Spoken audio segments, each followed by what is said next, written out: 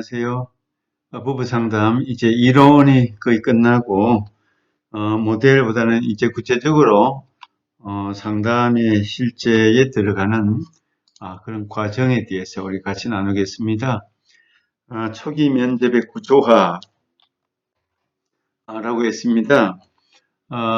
이제 부부 상담에 들어가면서 일반 상담과 마찬가지로 초기 접촉과 정보 수집, 처음 어떻게 만났느냐, 처음 어떻게 상담실에 접촉해서 찾아오느냐, 문제를 가진 내담자 부부가 어떻게 에, 처음 면접을 시작하느냐에 대한 전반적인 과정과 안내가 되겠습니다. 초기 접촉의 문제를 볼 때 우선 요즘 시대 같으면은 전화나 상담 접수 혹은 인터넷을 통해서 상담을 신청할 수가 있을 것입니다.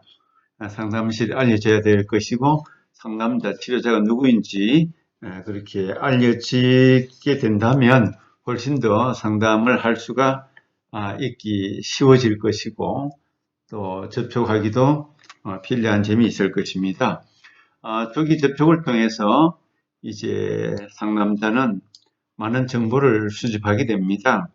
예를 들어서 형사가 범죄자를 만나서 범죄자는 끊임없이 숨기려고 하지만 형사는 많은 정보를 통해서 범죄 혐의를 찾아내야 되고 정보를 통해서 또 증거를 제시함으로 꼼짝없이 자기의 모든 죄를 밝혀내도록 그렇게 이끌게 될 것입니다. 상담자도 물론 형사하고는 개념이 다르지만 내담자 마음속에 있는 내담자가 쉽게 드러내지 못하는 무의식적인 것들, 또 숨기고 있는 것들을 어떻게 정확하게 찾아내서 그 정보를 많이 수집해서 상담에 활용할 것인가, 또 내담자를 도울 것인가에 대한 관심을 갖게 되는 것이죠. 상담자는 초기 면담까지 문제에 대해 어떤 입장도 취하지 말아야 된다. 이 말씀은 특별히 부부 상담이기 때문에 남편이나 아내의 어느 한 편에 서지 않도록 공정한 입장, 공평한 입장, 양자에서 중심을 잘 잡아야 하기 때문에 어떤 입장, 남편 이야기를 먼저 들었다, 아내 이야기를 먼저 들었다에 대해서 어떤 편견을 갖지 말아야 된다는 그런 뜻이 되겠습니다. 부부에 대한 정보, 우리 상담실에 오면은 상담 신청서를 작성하면서 많은 정보를 얻기도 하고, 또 간단한 것은 질문을 통해서 알기도 하겠죠. 부부에 대한 정보를 가능한 많이 알아야 될 것입니다. 기본 정보, 나이라든지 결혼 연도라든지 또 지금 현재 별거 상태인지 아닌지 또 함께 한 방을 쓰는지 안 쓰는지 뭐 여러 가지 기본 정보가 있을 것입니다. 동거 여부, 별거, 상담 요청자가 누구냐, 남편이냐 아니냐 뭐 이거에 따라서 상담의 동기가 전혀 달라지게 되겠죠. 동기를 가진 자, 동기를 갖지 않는 자들을 이끌어내기가 어렵기 때문에 상담을 받고자 하는 동기를 가진 자를 잘 활용하고 그들을 통해서 동기가 없는 자, 상담실에 나오지 않는 배우자를 이끌어낼 수 있는 동기부여를 주어야 할 것입니다. 이혼의 경험이 있다, 사별의 경험이 있다, 어떤 질병을 가지고 있다, 없다, 상당한 심리적으로 또 신체적으로 정신적으로 문제를 안게 될 것입니다. 개인 상담과 부부 상담의 필요성을 이제 전반적으로 점검해 본다. 이런 기본적인 정보를 통해서 상담자는 내담자와 어떤 관계를 맺을 것인지, 어떻게 접근할 것인지, 어떤 이론을 가지고 상담을 할 것인지에 대한 여러 가지 계획을 세우게 될 것입니다. 세 번째로는 이제 문제에 대한 문제에 대하여 간결하게 진술하게 한다. 내담자는 문제를 간결하게 진술하지 않습니다. 여러 가지 복잡한 얘기를 많이 이야기할 것이고, 특별히 부부 상담은 자기 편에서 자기 주장을 많이 할 것입니다. 남편은 남편 편에서, 아내는 아내 편에서 자기에게 유리한 이야기들, 자기에게 도움이 되는 이야기들, 상대방을 비난하고 공격하는 그런 이야기들을 많이 할 것입니다. 그러나 상담자는 어느 한편에 치우치지 말고 그 문제를 너무 확대하지 말고 문제를 간결하게 단순하게 요약할 수 있는 그런 능력을 상담자가 가지고 있어야 됩니다. 문제를 크게 보면 해결할 가능성, 풀어나갈 가능성이 굉장히 어렵기 때문에 문제를 단순하게 간결하게 그렇게 바라볼 수 있는 시각을 가지는 것이 중요합니다. 문제가 다른 가족과 친구들에게 어떤 영향을 주는지, 부부의 이 갈등 문제, 부부가 가지고 있는 이 문제가 다른 가족들에게 어떤 아주 큰 피해를 주고 있는지, 어떤 아픔을 낳고 있는지, 자녀들에게 어떤 영향을 주는지, 또 친구들에게는 어떤 영향을 주는지를 파악해 보는 것도 상담 과제 가운데 한 부분이 될 수가 있습니다. 그리고 문제에 대하여, 부부가 갖고 있는 이 문제에 대하여 배우자의 관점을 요약해 본다. 배우자는 어떻게 보는가? 이것을 해결할 수 있는 문제를 보는가? 해결이 안 된다고 보는가? 또는 상대방의 어떤 문제라고 보는가? 나의 문제는 아닌가? 이런 관점을 요약해서 그 관점이 상당히 삐뚤어지고 왜곡되어 있다면 상담자는, 치료자는 그 왜곡된 관점, 부부의 관점, 각각의 관점을 통합하고 또 정리하고 요약해서 상호작용의 문제로, 부부의 문제는 함께 만들어낸 문제이기 때문에 상호작용의 문제로 만들어가는 것이 부부 상담의 중요한 과제 가운데 하나라고 보는 것입니다. 또 과거에 상담 경험이 있었나 없었냐, 이것도 또한 하나의 그 주제가 되고 있는 거죠. 상담은 일반 상담, 개인 상담 모든 것이 같은 요인이 됩니다만은 과거에 상담을 했다 하지 않았다에 따라서 동기에 있어서 또 상담을 대하는 그런 자세에 있어서, 태도에 있어서 많은 차이를 나타내게 됩니다. 부부가 과거에 어떤 상담 경험을 했다, 상담을 받았다 안 받았다에 따라서 오늘 이 자리에 오신 내담자 부부가 어떤 태도로 상담을 할 것인가, 오늘도 다른 상담실과 같이 그냥 마지못해 참여한 것인가, 뭔가 변화하려고 동기와 의지가 있는가, 이것은 상담자에 있어서는 대단히 중요한 문제가 아닐 수가 없습니다. 어떤 상담이 가능한지에 대해서 과거에는 어떤 상담 이론과 어떤 상담 치료 기법으로 받아봤는지 그런 정보를 얻어보는 것이죠. 과거의 방법과는 다른 방법을 사용할 수도 있기 때문에 과거에는 이런 방법이 통하지 않았으면 이제는 다른 방법으로 해야 되겠다. 그런 식견과 안목이 필요하겠죠. 또 부부가 갖고 있는 기대와 동기를 잘 파악해 보는 것도 중요한 숙제 가운데 하나가 될 수 있습니다. 관련자들의 충고와 제안을 어떻게 받아들였는가. 그러니까 과거에 상담을 받았다면 상담자가 했던 제안들, 충고들, 숙제들, 과제들을 잘 처리했는가 하지 않았는가, 그냥 중심적으로 받아들이지 않고 근성으로 받아들였는가, 이런 것들이 과거에 대한 내담자의 어떤 태도, 자세, 동기와 관련해서 중요하기 때문에 이렇게 물어볼 수가 있고 파악해 볼 수가 있는 것입니다. 그 다음에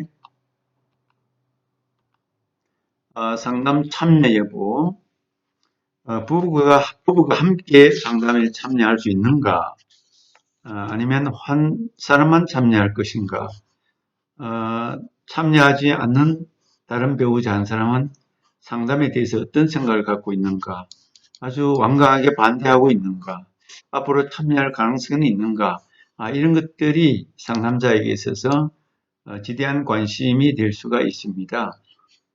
일단 한 사람, 남편이든 아내이든 한 사람이 참여했다면 그 사람을 통하여 지금 오고 있지 않는, 참여하지 않은 배우자를 어떻게 유도할 것인가, 어떻게 동기를 심어줄 것인가, 여러 가지 방안이 있을 수 있습니다. 그래서 다양한 방법을 통해서 현재 참여하지 않은 배우자를 참여시킬 수 있도록 그렇게 동기를 부여하고 또 숙제를 주고 또 심지어 다른 배우자가 참여하지 않는 상황 속에서 상담자가 전화를 할 수도 있고 또 참여하도록 유도할 수도 있고 또 여러 가지 흥미 유발을 할 수도 있고 또 이렇게 한번 참여해 주면 현재 참여한 배우자에게 굉장한 도움이 되고 부부관계에 긍정적인 요인이 많다는 것을 알려주고 교육하고 또 그렇게 동기를 심어줌으로 인해서 부부 상담이 정상적으로 궤도에 오르고 또 좋은 계약을 맺어서 지속적으로 상담을 통하여 두 사람의 관계가 좋아질 수 있는 가능성을 보여주는 것이죠. 그래서 상담자는 항상 공정하게 배우자를 위해서 존재하는 사람이고 배우자의 복지와 행복을 위해서 많은 도움을 줄 수 있는 가능성이 있다는 것을 희망의 상담자로 배우자에게 보여주는 것이 중요할 수가 있는 것입니다. 어떻게 불참한 배우자를 참여시킬 것인가 혹은 개별 상담을 계속 진행할 것인가 이런 것도 숙제가 될 수가 있을 것입니다. 불참한 배우자가 있지만 현재 참여한 배우자는 너무 답답하기 때문에 힘들기 때문에 먼저 왔습니다. 상대방에 대해서 많은 것을 얘기할 수가 있을 것입니다.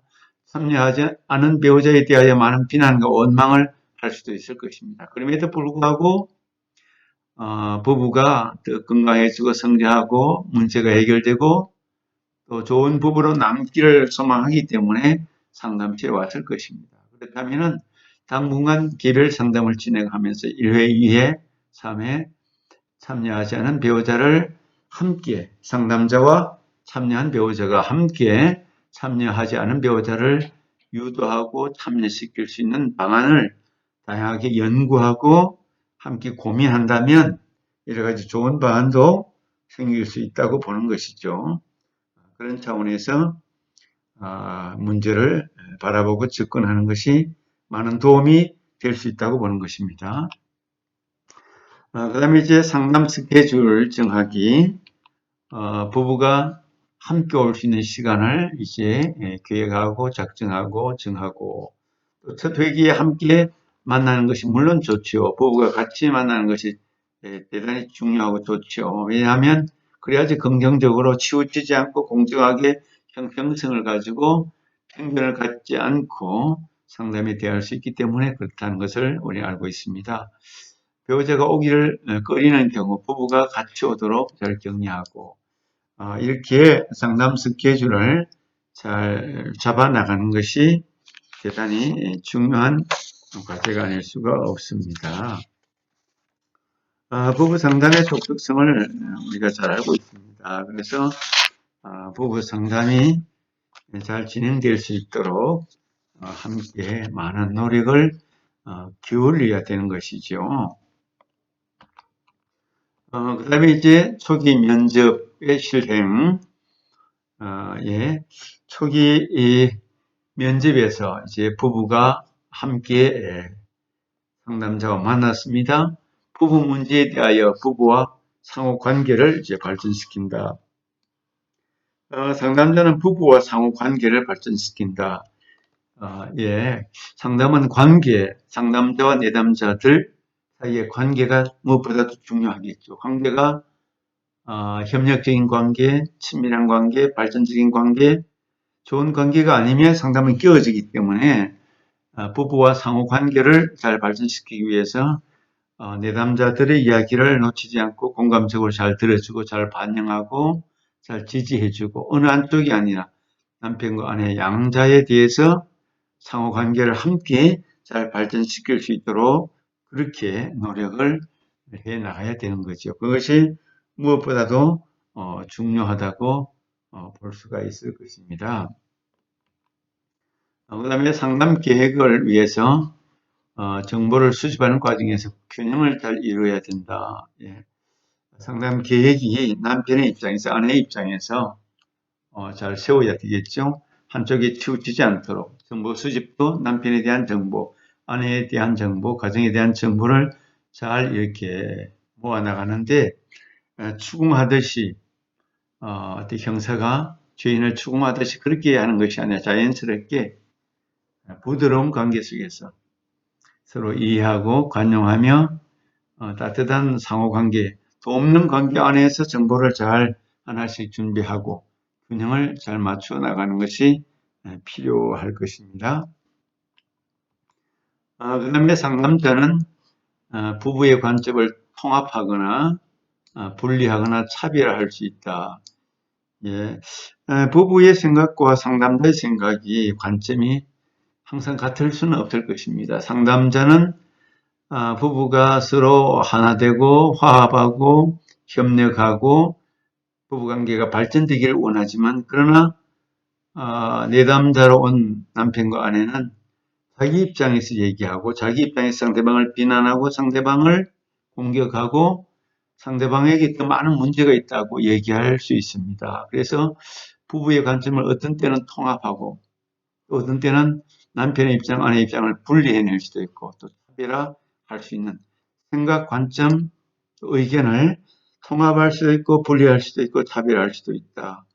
그런 시각에서 보아야 할 것입니다. 그것이 우리 내담자에게도 중요하고 내담자를 변화시키기 위해서 내담자를 더욱더 건강한 상태로 만들어가기 위해서 그런 관계를 이루기 위해서 중요한 그런 관점의 변화, 관점의 어떤 발전, 관점의 어떤 성장이 필요한 것입니다.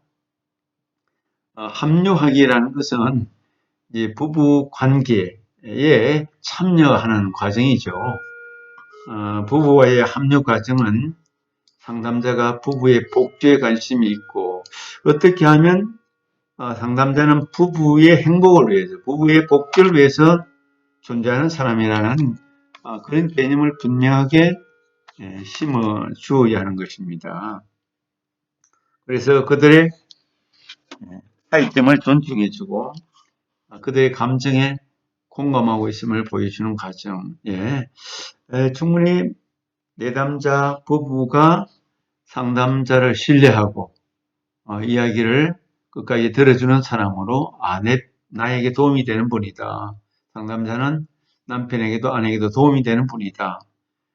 의견을 존중한다. 서로의 의견이 다르지만 존중해주고 또 공감해주면서 우리가 꼭 필요한 존재라는 사실을 분명하게 인식을 시켜주는 것이 필요한 거죠. 그래야만 부부 사이에 상담자가 합류해서 참여해서 동참해서 그들과 함께 어떤 미래를 향해서 좋은 관계를 향해서 성장을 향해서 나아갈 수 있는 그런 관계의 발전적인 상황으로 나아갈 수 있겠죠. 부부 상담의 성공을 위해서 부부 상호 관계에 참여하게 된다. 부부 상담의 성공이라는 것은 두 사람의 행복을 만들고 두 사람의 관계의 질을 높이고 친밀 관계가 발전하고 왜곡되고 삐뚤어진 부부 관계를 건강한 관계로 만들어갈 수 있도록 돕는 것입니다. 그런 차원에 있어서 부부 상담이 성공해야만 두 사람이 더욱더 남아있는 모든 인생의 여정 속에서 행복하고 또 발전적이고 또 성장하고 또 부부관계 올바른 정체성과 가치관을 잘 메꿔가고 만들어가는 그런 상황이 만들어질 것입니다.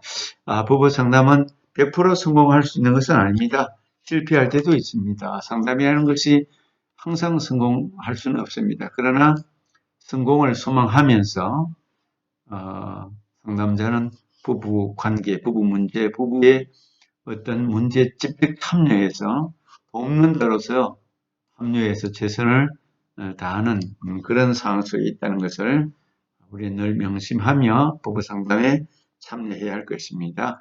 오늘 여기까지 수업을 마치도록 하겠습니다.